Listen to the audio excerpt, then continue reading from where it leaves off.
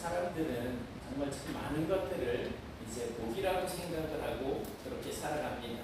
그래서 일단 자녀를 생각을 해보면 잘 먹는 것도 복이고 잘 자는 것도 복이고 또 건강한 모든 것들이 복이고 공부 잘하는 것도 복이고 좋은 학교에 진학하는 것도 복이고 또 좋은 직장 이렇게 들어가는 것도 복이고 좋은 배우자 만나서 정말 다복한 그런 가정을 꾸리는 것도 복이고 그래서 우리는 나한테 해가 되지 않는 것 그런 한도 내에서 웬만한 것을 다 복이라고 생각을 합니다. 그런데 그 중에서 정말 큰 것들을 이제 더 큰 것들을 복이라고 여겨서 더 큰 것들을 자꾸 찾아가게 됩니다. 그래서 세상에는 정말 내가 노력을 해서 얻는 그러한 복들도 있지만 노력하지 않고서도 얻게 되는 얻어지는 그러한 복이 더 많습니다. 예를 들어서 우리나라에 태어나는 것은 정말 큰 복입니다. 한 80년대만 해도 1980년대만 해도 미국에 태어나는 것을 이제 복이라고 생각했었던 적이 있습니다. 하지만 지금은 우리 한국에 태어난 것을 정말 큰 혜택으로 여기고 있습니다. 옛날에는 미국 가는 비자 받는 것이 하늘의 별따기처럼 그렇게 어려웠었는데 지금은 비자가 없이도 이렇게 다닐 수 있는 시대가 됐습니다. 그래서 지금은 오히려 다들 이제 대한민국으로 오고 싶어 합니다. 치안 좋지요? 또 의료 서비스 좋지요? 그래서 저 신학교에서 같이 공부하던 지금 우리 마체베트 선교회도 있지만은 외국으로 이렇게 유학을 갔다가 공부를 하던 중에 치아가 다 망가져 가지고 이 치과 치료를 받는데 왕복 비행기값 그리고 치료 다 합쳐도 그 나라에서 받는 것보다 싸더라는 거죠. 그래서 싹 갈고 그리고서 나갔던 그러한 목사님도 있습니다. 또한 좋은 부모를 만나는 것도 큰 특혜입니다. 좋은 부모 밑에서 좋은 머리를 타고나거나 또 좋은 신체 조건을 타고나는 것도 노력 없이 받는 복이죠. 태어났는데 IQ가 160이에요. 어마어마하잖아요. 또 태어났는데 별로 노력도 안 했는데 우리나라 노력을 안 하지는 않았겠지만 안세영이라고 배드민턴 선수 세계 1위 이제 돼 있잖아요. 이런 어떤 천부적인 재능들을 가지고 태어난다는 건 이건 정말 어마어마한 복입니다. 태어나 보니까 노래를 잘해.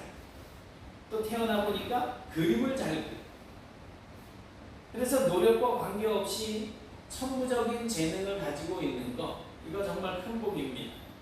그런데 이런 것들은 사람마다 어느 정도 다 차이가 있습니다. 태어났는데 노래를 잘하는데 전 세계에 그런 사람이 한두 명이겠냐고요. 그러니까 어느 정도 차이는 있다는 거예요. 하지만 하나님께서 우리에게 주시는 복들은 모든 사람에게 다 공평하게 주어진다는 것입니다. 그렇게 공평하게 주어지는 것이 더 많아요. 더 커요. 오늘 아침에도 이렇게 태양이 떠오르고 또 눈 떠보니까 내가 숨을 쉬고 있잖아요. 이렇게 마시면서 살아가는 공기는 얼마나 귀한 복입니까? 그런데 이것은 그 누구도 만들어낼 수 없는 그러한 것들이라는 것입니다. 그런데 이런 것들이 그냥 저절로 생겨난 것이 아니고 하나님께서 우리에게 매일매일 베풀어 주시는 은혜라는 것입니다. 그래서 우리 성도들은 아침에 떠오르는 태양을 보면서도 하나님 감사합니다. 또 요즘 이제 아침 저녁으로 시원해지니 얼마나 좋아요. 살랑살랑 바람이 불 때도 감사하고 한 번씩 숨을 쉴 때마다 감사할 수 있어야 됩니다. 연습 한번 해보실까요? 숨을 들이쉬고 내쉬시면서 아니, 눈치가 빠르신 분만 지금 하고 있어요. 다시 들이쉬면서 내쉬면서 감사합니다. 크게 다시 들이쉬면서 내쉬면서 감사합니다. 이게 얼마나 감사한 일이에요. 사랑하는 여러분, 이런 좋은 것들을 우리에게 주시는 하나님은 은혜의 하나님이십니다. 그리고 그 은혜의 하나님은 결국 영원한 하나님의 나라에까지 우리가 은혜로 얻을 수 있도록, 은혜로 들어갈 수 있도록 그렇게 주시는 분이십니다. 그러므로 우리가 하나님의 은혜를 잘 알고 반드시 그 은혜를 누리는 그런 성도가 되시길 바랍니다. 살다 보니 은혜인지 모르는 거예요. 지난주에 생각했던 것처럼 이스라엘 백성들이 광야에서 만나를 40년 동안을 먹었는데도 그게 당연한 것처럼 여겼는데 가나안 땅에 들어가서 딱 끝나고 나니까 그게 은혜고 기적이었다는 사실을 알게 되잖아요. 단서히 이스라엘 백성들을 따라다니면서 물이 필요할 때 치면 물 나오고 얼마나 기적이고 은혜입니까? 오늘 37절 말씀을 보니까 예수님께서 외치십니다. 누구든지 목마르거든 내게로 와서 마시라. 누구든지 목마르거든 내게로 와서 마시라. 왜 목이 말라요? 왜 목이 말라요? 물이 고파서. 저 어제 점심 한 끼만 늘어 먹고 진짜 저녁 때 한 10시쯤 돌아가시는 줄 알았어요. 사부님이 저녁 때 저녁을 먹어야지 이래더니 너무 시끄럽게 막 준비를 하는 건데 호박죽 딱 와가지고 이게 저녁이라고 주는 거예요. 이걸 먹고 어떻게 살아 그랬더니 이따가 또 먹을 걸 준대. 근데 안 주더라고요. 그래가지고 제가 배고프다고 막 그냥 막 투정을 부렸어요. 그랬더니 막 주더라고요. 우리는 배가 고프면 밥을 먹든지 뭐 먹을 걸 먹잖아요. 목이 마르면 물을 마시잖아요. 우리 몸에 수분이 부족하니까 갈증을 느끼는 거예요. 이렇게 갈증을 느끼고 목이 마를 때 우리는 뭐라고 이야기를 해요? 목말라. 갈증나. 그러면서 이제 물을 찾는단 말이에요. 우리 성인들의 몸에 60에서 70% 정도가 물이라고 합니다. 수분. 그래서 어떻게 보면 사람에게 있어서 물은 생명이나 마찬가지예요. 그러니 하나님께서 우리에게 주신 은혜 중에 물은 정말 중요한 것이라고 할 수 있습니다. 이 몸에서 수분이 2% 정도 부족할 때 그것이 3개월 정도 이렇게 유지가 되게 되면 이제 뭐라 그러죠? 수분이 부족하다 그러는 그 증상, 탈수, 만성 탈수에 이제 속하는 거예요. 3개월 정도 지속됩니다. 항상 피곤하고 힘들고 그런 거죠. 역대 그 이제 약 20% 정도 이렇게 2% 정도 부족한 게 어느 정도냐면 우리가 흔히 하루에 물 먹는 양이 있잖아요. 1리터에서 1.5리터 정도. 그만큼 부족해가지고 갈증이 나는, 갑자기 갈증이 나는.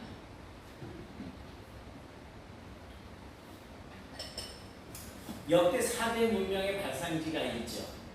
메소포타미아 문명, 또 나일강 문명, 항아 문명, 인더스 문명. 물론 우리나라의 한 강도 이해 못지 않습니다. 그런데 아시겠지만 이러한 모든 문명들은 다 강을 끼고 이제 발달이 되어지게 됩니다. 메소포타미아 문명은 티그리스 강과 유프라테스 강이 이제 있고요. 이집트는 나일강, 그대로 나일강의 문명은 나일강을 끼고 있고 중국도 황하. 이 이제 항상 그 진흙탕 물이 이렇게 있어서 물이 노래서 황하라고 이렇게 부르는데 그래서 황하 문명으로 부르고 있고 양치강이 있지만 황하가 북쪽에 있으면서 더 많이 발달을 했다고 그래요. 그리고 인도의 인더스 문명은 인더스강 유역에서 그렇게 발생이 되어집니다. 이처럼 물이 있는 곳에는 사람이 많이 모이고 또 문명이 꽃이 피지만 물이 없는 곳은 그냥 모두 사막이 되고 사람이 살 수 없는 그런 지역이 되어버리고 맙니다. 그러니 이스라엘 백성들이 광야에서 자기에게 찾아오는 손님들에게 물 한 그릇 주는 것은 내 생명을 상대방에게 나눠주는 것과 같은 거예요. 왜냐하면 내가 이 물을 저 사람에게 주지만 이 물이 떨어지면 내 생명이 위태로워질 수도 있기 때문에 그렇습니다. 이런 의미에서 이 성경시대의 물이라고 하는 것은 곧 생명과 직결된 그런 개념으로 이해를 했습니다. 그런데 그 당시에 사람들은 이렇게 귀한 물을 얻을 수 있는 방법에 따라서 두 가지 종류의 물이 있다고 했습니다. 저 글씨 보이셔요? 박희만 장로님 작품. 제가 밴드에서 이렇게 가지고 와서 붙여놨어요. 역사적으로 모든 통치자들은 치수, 즉 물을 잘 관리해야 좋은 통치자가 될 수 있었습니다. 우리나라도 옛날에는 정말 홍수가 심했죠. 저 어렸을 때만 해도 이 제천은 원래 홍수가 없는 동네인데도 불구하고 저희는 그 지금 두진 아파트 있는 그 동네 디터, 저 중학교 3학년 때부터 거기 살았는데 비가 와 쏟아지면 그때는 또 화장실은 또 퍼세식이잖아요. 이게 물이 차가지고 물이 무릎까지 똥덩어리가 둥둥 떠다니고 어머 좀 있으면 점심 먹어야 되는데 그래서 한 번 홍수가 나면 사람 사는 뭐 집도 망가지고 마을이 이제 무너지고 논과 밭이 사라지게 됩니다. 그래서 지형이 다 바뀌어버리게 돼요. 오죽하면 10년이면 강산도 변한다라고 하는 말이 생겨날 정도였습니다. 하지만 지금은 사람들이 바다를 막고 산을 깎아서 지형이 변형되지 그리고 그것 때문에 생태계가 혼란을 빚고 있지 홍수 때문에 강산이 변하는 일은 거의 없습니다. 뭐 올해도 겪었지만 집중호우로 인해서 피해는 이제 있게 되는데 어쩔 수 없는 피해를 입게 되는데 이렇게 물이 많은 나라는 물 때문에 난리를 겪기도 합니다. 그런데 물이 아주 많이 부족한 곳에서는 물을 매우 지혜롭게 관리해야 하고 또 사용해야지 살아가는 데 있어서 지장이 없습니다. 지금도 이스라엘 사람들이 사는 지역과 또 팔레스타인 지역과는 겉으로 봐도 차이가 난다고 합니다. 저는 안 가봐서 잘 모릅니다. 근데 차이가 난다고 해요. 이스라엘 사람들은 메마른 곳에 살면서도 나무도 기르고 꽃을 가꿔서 정말 푸르고 아름다운 마을을 그렇게 꾸며놨다고 합니다. 이 성경에서 물은 매우 상반된 두 가지 개념을 가지고 있습니다. 하나는 고난의 물입니다. 그리고 또 하나는 은혜의 물입니다. 그 중에 사람들이 직접 고생을 하면서 판 우물이나 웅덩이는 고난과 고생을 상징합니다. 이스라엘에서는 우물을 파려고 하면 정말 매우 깊게 파들어가야지 됩니다. 그래서 이렇게 고생스럽게 우물을 파야만 했기 때문에 성경에서 우물이 등장하는 그런 이야기는 언제나 고난과 고통스러운 사건이 등장하게 됩니다. 아브라함의 아들 이삭은 그렇게 어렵게 판 우물, 자기의 그 일꾼들이 우물을 파서 양을 먹이고 할 때마다 블레셋 사람들이 와서 이제 빼앗아가고 하잖아요. 그런데 그렇게 3번이나 양보했던 믿음의 사람이 바로 이삭입니다.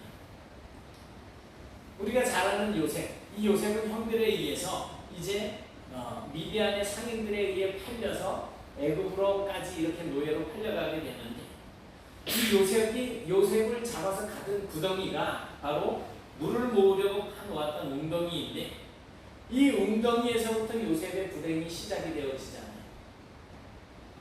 수가성 우물가에서 예수님을 만난 여인은 정말 삶이 매우 고달픈 그러한 여인이었습니다. 그런데 예수님은 이 고난의 우물가에서 이 만나게 될 여인에게 생명수를 주기 위해서 찾아갔어요. 사마리아 지역에 유대인들이 잘 지나다니지 않는 지역에 사마리아가 있고 예루살렘이 있으면 요단강을 건너서 이쪽으로 빙 둘러가지고 저쪽 갈릴리 지역으로 올라가는데 보통 예수님이 제자들과 함께 사마리아로 찾아가셨다는 거예요. 이 여인을 만나기 위해서, 그 여인에게 생명수를 주기 위해서. 여러분의 삶은 어떠십니까? 정말 여러분의 삶을 유지하기가 버거워서 지쳐 계시다면 사마리아 여인처럼 예수님을 만나셨으면 좋겠어요. 우리에게 생명을 주시는 예수님에게 영원히 목마르지 않을 수 있는 생명수를 공급받는 그런 삶을 사는 성도가 되시길 바랍니다. 성경에서 사람의 손이 닿지 않는 물, 사람의 손이 닿은 물, 즉 이제 땅을 파내려가서 깊은 곳에서 이제 얻게 된 그 물이 고난과 고생을 상징한다라고 한다면, 사람의 손이 닿지 않고 저절로 주어지는 물 있잖아요. 반석을 때렸더니 물이 솟아나와요. 사막에 가다가 오아시스를 만나게 돼요. 이 물은, 저절로 주어지는 물은 하나님의 은혜를 상징하게 됩니다. 이런 은혜의 물에는 어떤 것들이 있을까요? 은혜의 물. 우리가 노력하지 않는데도 얻어지는 물이 어떤 것들이 있어요? 비, 이슬, 또 샘, 그리고 시내. 우리가 시내에다 물 퍼다 부는 건 아니잖아요. 그리고 그 시내가 흘러 모여서 강을 이루게 되죠. 메마른 이스라엘 땅에서 수고하지 않고도 얻을 수 있는 물은 정말 반갑고 고마운 물입니다. 그래서 성경에서 언급하고 있는 대부분의 물은 생명과 은혜를 상징하는 물입니다. 은혜라고 하는 이 말은 받을 자격이 없는 자에게, 받을 자격이 없는 자가 수고하지 않았는데도 불구하고 얻어지는 것, 받을 자격이 없는 자에게 수고하지 않았는데도 호의로 베풀어지는 것, 그것을 은혜라고 이야기합니다. 우리 하나님은 바로 우리에게 그런 은혜를 주시는 아버지이십니다. 그러므로 이제 여러분은 거저 주시는 하나님의 은혜를 누리면서 사는 성도들이 되시길 바랍니다. 하박국 2장 14절을 보면 이는 물이 바다를 덮음같이 여호와의 영광을 인정하는 것이 세상에 가득하나 우리의 상식으로는 이해가 되지 않는 말씀이 기록이 되어 있습니다. 물이 바다를 덮는데 뭔 소리일까요? 바다에는 기본적으로 물이 꽉 차 있잖아요. 논바닥이 다 말라서 거북이 된 껍질처럼 갈라지고 시냇물이 다 말라서 물고기들이 그냥 다 이렇게 죽어 있고 이런데 바다는 물이 마르는 적이 없잖아요. 그런데 그 바다를 물이 덮는다는 거, 이게 무슨 말일까요? 때가 되면 물이 바다를 덮은 같이 여호와의 영광을 인정하는 것이 세상에 가득하게 될 것이라고 하는 이 말씀인데, 도대체 무슨 물이 바다를 덮는다는 것일까요? 제가 거저 얻어지는 물은 뭐라고 말씀을 드렸어요? 하나님의 은혜. 히브리적인 개념으로 이 바다라고 하는 것은 인생에게 닥쳐온 두려움, 불안, 공포, 이런 것들을 상징합니다. 반면에 물은 은혜를 상징하고 생명을 상징한다는 말씀을 드렸잖아요. 그래서 물이 바다를 덮는다라고 하는 이 말은 사망의 권세에 사로잡혀서 불안하고 두려워하고 초조하고 공포가 가득한 이 세상을 뭐가? 하나님의 은혜가 덮는다는 것입니다. 그렇게 하나님께서 은혜로 다 덮어버리고 불안, 두려움, 공포 이런 것들을 생명으로 바꿔주신다는 것입니다. 우리 예수님의 말씀은 흔히 쓰는 말로 4차원 같아요. 4차원. 종종 왜 우리가 좀 우리하고 사고방식이 완전히 딴판인 사람을 보고 저 4차원이라고 그렇게 표현을 하잖아요. 그래서 예수님과의 대화를 가만히 들여다보면 상당히 엉뚱해 보입니다. 요한복음 4장 13절, 14, 15, 16절에 보면 이런 말씀이 있어요. 같이 보시겠습니다. 시작. 예수께서 대답하여 이르시되 이 물을 마시는 자마다 다시 목마르려니와 내가 주는 물을 마시는 자는 영원히 목마르지 아니하리니 내가 주는 물은 그 속에서 영생하도록 솟아나는 샘물이 되리라. 여자가 이르되 주여 그런 물을 내게 주사 목마르지도 않고 또 여기 물 기르러 오지도 않게 하옵소서. 이르되 가서 네 남편을 불러오라. 영원히 목마르지 않는 물을 주겠다고 그랬는데 그 물을 저에게 주셔서 내가 이 우물로 이제 물을 기르러 오지 않게 해 주십시오라고 하는데 가서 남편 데리고 오래. 이게 완전 4차원이잖아.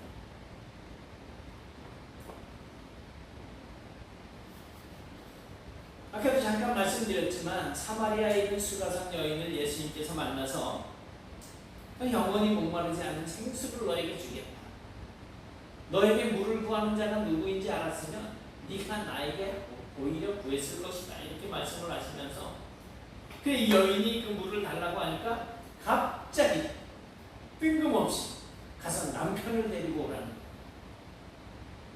그러면서도 예수님은 끝내 이 여인에게 생수를 주셨어요? 안 주셨어요? 생수 주셨어요? 안 주셨어요? 안 주셨잖아요.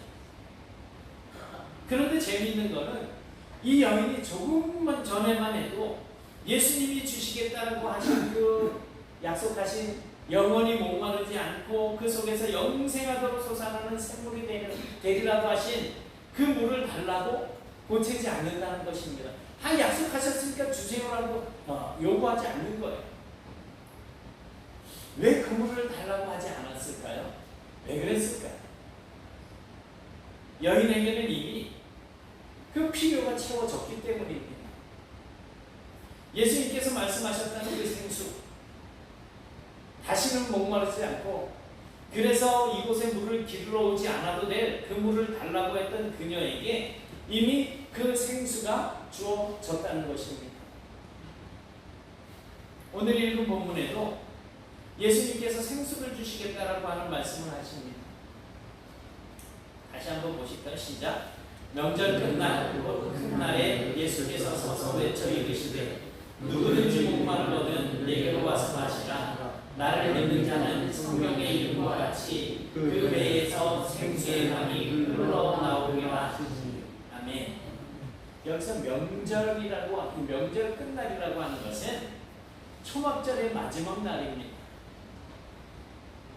초막절은 우리나라로 말하면 이제 추수를 마치고 추수감사절로 드려진 그러한 큰 절기입니다. 그러나 애국에서 이제 종살이를 하던 이스라엘이 메마른 광야에서 하나님께서 자신들을 인도하시기 위해서 보호하시는 그 시절에 임시로 거처하던 초막, 그 초막에서 살았던 것을 기억하기 위해서 축제 기간 동안에 초막절은 축제 기간 동안에 나뭇가지 등으로 만든 초막이나 오두막에서 하나님의 은혜를 기억하면서 지키는 절기입니다. 그리고 이 초막절 기간에는 날마다 번제단을 이렇게 돌면서 물이 없어서 죽어서 말라가는 그러한 버드나무를 보면서 호산나를 외칩니다. 호산나 뜻이 뭐예요? 지금 구원해 주세요. 지금 이제 우리를 구원해 주세요. 라고 하는 뜻이잖아요. 하나님이 은혜의 담비를 내려주셔서 이 버드나무를 살게 해달라고 간구하는 것입니다. 하나님께서 은혜의 담비를 내려주셔서 우리를 살려달라고 하는 것입니다. 예수님께서는 그런 초막절의 마지막 날에 사람들에게 외칩니다. 누구든지 목마르거든 목마른 자는 내게로 와서 마시라. 누구든지 목마른 자는 내게로 와서 마시라. 그렇게 백성들에게 생수의 강을 약속하신 것입니다. 이 요한복음을 기록한 사도 요한은 39절에서 예수님이 말씀하신 생수의 강이라고 하는 것이 바로 성령을 가리켜 말씀하신 것이라고 하는 그 설명을 덧붙여 주셨습니다. 이는 그를 믿는 자들이 받을 성령을 가리켜 말씀하신 것이다. 아직 예수님께서 영광을 받지 않으셨으므로 성령이 아직 그들에게 계시지 아니하시더라. 결국 예수님께서 말씀하시는 생수는 우리가 목마를 때 찾는 물이라고 하는 이 액체가 아니라 예수님께서 주시는 물은 하나님의 은혜였고 생명이었습니다. 바다, 그 죽음과 같은 인생의 문제를 떨치고 새롭게 살아갈 수 있는 새 힘을 주시겠다라고 하는 말씀이 바로 생수로 표현이 되어지고 있는 것입니다. 우물가의 여인은 예수님을 통해서 하나님을 만났고 하나님의 나라를 얻을 수 있었습니다. 한 남자와 결혼해서 사는 것으로 만족하지 못하던 이 여인이 5번째 얻어서 살고 있는 이 남자도 남편이 아니라고 하는 이 여인이 예수님을 만났어요. 사람들의 눈을 피해서 그 시간이면 다 더운 나라니까 낮잠을 자는 시간이에요. 그래서 사람들이 다 잠자고 쉬는 시간인데 그 시간에 몰래 물을 기르러 나오는 이 여인이 예수님을 만나고 나서 그 안에 기쁨이 샘솟게 됩니다. 그리고 마을로 돌아가서 외치게 됩니다. 그가 예수님을 통해서 하나님을 만났기 때문이에요. 하나님의 나라를 얻었기 때문입니다. 성전에서 초막절 기간 동안 하나님의 은혜를 간구하면서 제단을 돌던 이스라엘 백성들에게도 진정한 하나님의 은혜는 바로 이 예수를 아는 것이었습니다. 이것이야말로 은혜였던 것입니다. 예수님은 자신을 물로 표현하셨습니다. 물은 하나님의 은혜를 뜻합니다. 물은 하나님의 나라를 뜻하는데 이것은 우리 스스로의 힘으로는 얻을 수 없는 것이었습니다. 우리가 구원받는 것은 결코 내 스스로의 노력으로 얻을 수 있는 것이 아닙니다. 온전히 하나님의 은혜로 얻어지는 것입니다. 사랑하는 여러분, 이 시간에 하나님의 은혜로 주어지는 모든 것들을 받아들이시기 바랍니다. 특히 우리의 주인이신 예수님은 우리에게 주어진 가장 큰 은혜라고 하는 사실을 기억하셔야지 됩니다. 우리가 찬양할 때마다 예수 외치고 성경 볼 때마다 예수 외치고 설교 시간에 항상 예수 듣고 예수 하니까 예수 너무나 무감각해져 가지고 있는데 사실은 예수라고 하는 이름의 뜻이 뭐였었어요? 구원이잖아요. 구원. 이는 그가 자기 백성을 저희 죄에서 구원한 자이십니다. 우리가 예수라고 하는 이름을 들을 때마다 정말 하나님의 은혜를 기억하셔야지 됩니다. 그 예수라고 하는 그 존재가 우리에게는 가장 큰 하나님의 은혜라고 하는 사실을 아셔야지 됩니다. 여러분은 구원받은 예수님의 사람들입니다. 은혜를 아는 사람들은 은혜를 받아들일 뿐만 아니라 이제는 그 은혜를 베풀게 되어 있습니다. 그것이 내가 예수님의 백성임을 드러내는 증거입니다. 내가 믿음으로 고백하는 그 믿음의 고백을 그저 나 혼자만 가지고 있는 것이 아니라 다른 사람에게 여러분 속에 있는 그 은혜를 보여주시기 바랍니다. 누구든지 목마르거든 내게로 와서 마시라 외치던 그 예수님과 같이 여러분 안에 있는 그 성령의 은사들을 많은 사람들에게 증명해 보이십시오. 그리고 그 은혜를 통하여서 더 많은 영혼을 구원하시는 그야말로 하나님의 은혜를 풍성하게 누리면서 살아가시는 그런 복된 성도들이 되실 수 있기를 주님의 이름으로 축원합니다. 사랑의 하나님 고맙습니다. 정말 영원히 목마르지 아니하고 그 배에서 생수의 강이 흘러넘칠 것이라고 말씀하신 주님 말씀 앞에서 저희들이 하나님 앞에 받은 은혜가 얼마나 귀하고 큰 것인지를 다시 한번 깨닫게 하시니 감사합니다.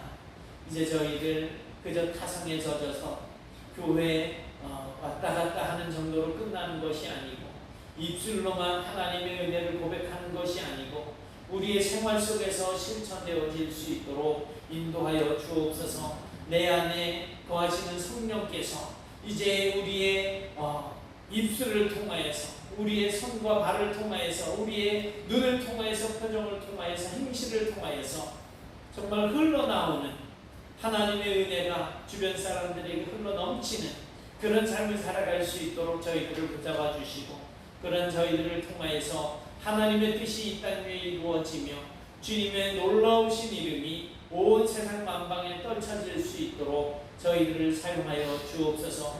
오늘 저희들이 가지고 있는 은혜가 무엇인지 깨닫게 하시고 또 은혜임에도 불구하고 은혜가 아니라고 생각하고 있는 것들이 어떤 것인지 분명하게 깨닫게 하시고 하나님의 은혜를 따라서 살아가는 주의 놀라운 백성들이 될 수 있도록 축복해 주시길 소원하오며 예수님 이름으로 기도드리옵나이다. 아멘.